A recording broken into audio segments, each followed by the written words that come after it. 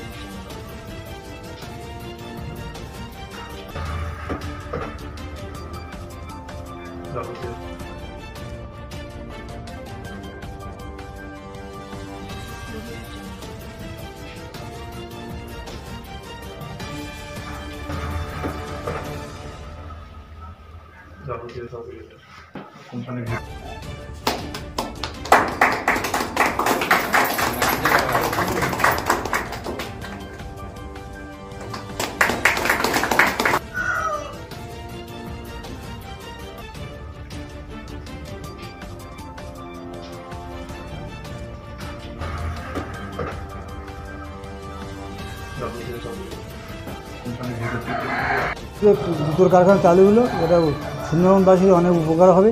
এর আগে তো কোনোদিন দেখিনি যে জুতো তৈরি করা কেমন হয়। আমি আশা করি তো এইটা শুরু হলে অনেক বেকার ছেলে কাজ পাবে এবং কারখানা আরও ভালোভাবে চলবে। আমার নাম তাপস মণ্ডল, দুলদুলি করে। এটা দুলদুলি মাতঙ্গিনী হাজরা মোড়।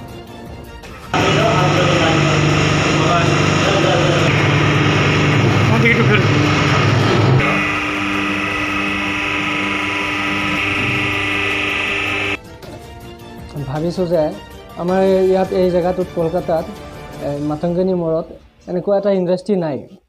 ভাবিছোঁ আমি নতুনকৈ কিবা এটা খোলাৰ আশা লৈ এই চেণ্ডেল কোম্পানীটো খুলিছোঁ।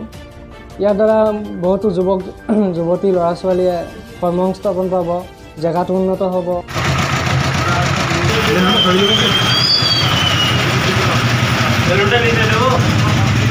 খুব ভালো লাগছে যে এই জায়গায় মানে গ্রামাঞ্চলের ভিতরে এত বড় একটা কোম্পানি তৈরি হয়েছে, সেটাতেই সবথেকে বেশি বড় জিনিস। আর আমাদের এখানে এরকম একটা জিনিস উদ্যোগ নিয়ে তৈরি করা হয়েছে, মানে সেটা সবথেকে ভালো লাগছে এটাই যে মানে 2-4 জন 10 জন লোক এখানে কাজ করতে পারবে। এটা হচ্ছে সুন্দরবন, উত্তর চব্বিশ পরগনা, মানে মাতঙ্গিনী হাজরা মোড়।